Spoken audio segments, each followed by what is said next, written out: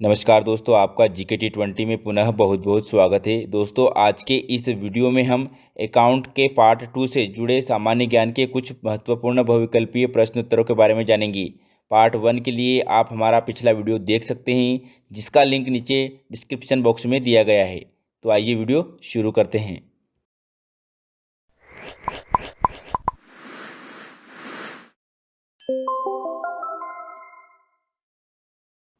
प्रश्न क्रमांक 1, balance sheet से शुद्ध हानि यानी नेट लॉस को कहाँ स्थानांतरित ट्रांसफर्ड किया जाता है?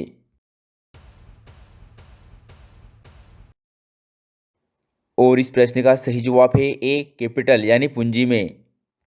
प्रश्न क्रमांक 2, स्टेशनरी को किसमें वर्गीकृत यानी क्लासिफाइड किया गया है?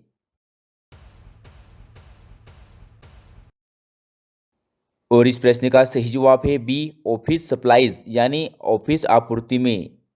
प्रश्न क्रमांक 3, बुक जिसमें व्यापारिक लेन देन को रोजाना के हिसाब से दर्ज किया जाता है क्या कहलाता है?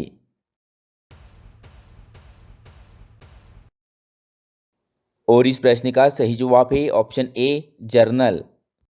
प्रश्न क्रमांक 4, अधूरे इनकम्प्लीट रिकॉर्ड से निम्न में से क्या बनाना संभव है?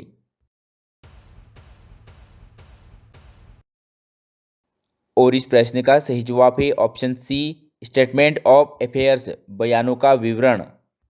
प्रश्न क्रमांक 5, निम्न में से कौन सी बुक अकाउंट की बुकों का राजा कहलाता है?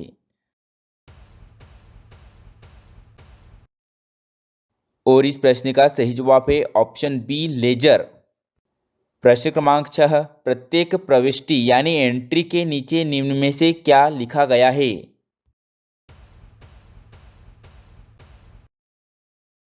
और इसका सही जवाब है ए, नरेशन यानी कथन।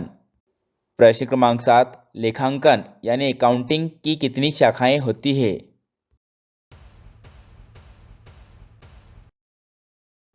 और इसका सही जवाब है बी, 3 यानी 3।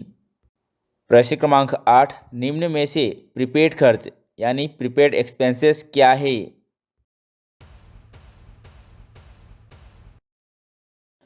और इसका सही जवाब है बी, असेट संपत्ति। प्रश्न क्रमांक 9, व्यावसायिक प्रविष्टियों बिजनेस ट्रांजैक्शन को जर्नल में दर्ज करने को क्या कहा जाता है?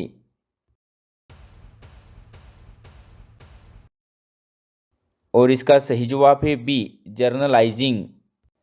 प्रश्न क्रमांक 10, बुरे ऋण बेड डेब्ट्स कहाँ से आते हैं या बनते हैं? और इसका सही जवाब है सी, अकाउंट्स रिसीवेबल प्राप्त अकाउंट से।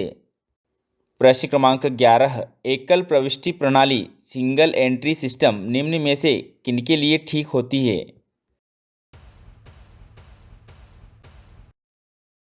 और इसका सही जवाब है ए, स्मॉल फर्म्स छोटे व्यवसायों के लिए।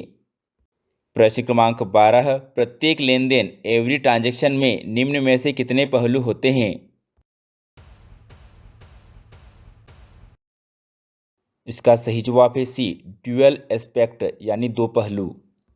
प्रश्न क्रमांक 13, दोहरी प्रविष्टि प्रणाली ड्यूबल एंट्री सिस्टम के विभिन्न चरण कौन कौन से हैं?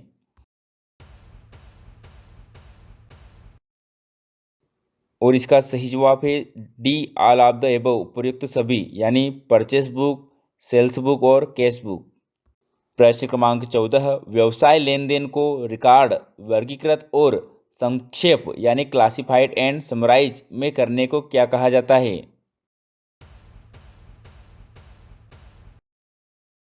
और इसका सही जवाब है डी, अकाउंटिंग यानी लेखांकन। प्रश्न क्रमांक 15, लेजर कितने प्रकार का होता है?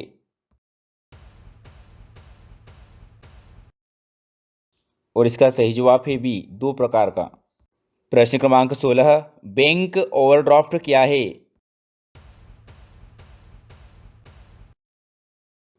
और इसका सही जवाब है ए, शॉर्ट टर्म्स लेबिलिटीज यानी लघुकालिक ऋण।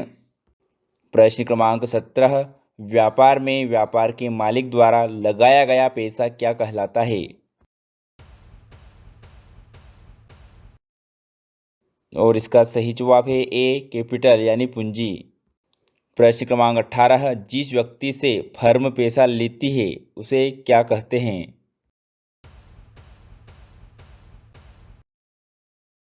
और इसका सही जवाब है ए, क्रेडिटर यानी लेनदार।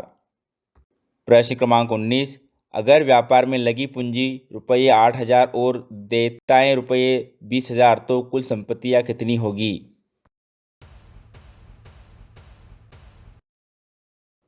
और इसका सही जवाब है ए, 1,00,000 रुपये। प्रश्न क्रमांक 20, पुराने अखबारों की बेची किस अकाउंट में क्रेडिट होगी? और इसका सही जवाब है सी, सेल्स अकाउंट में।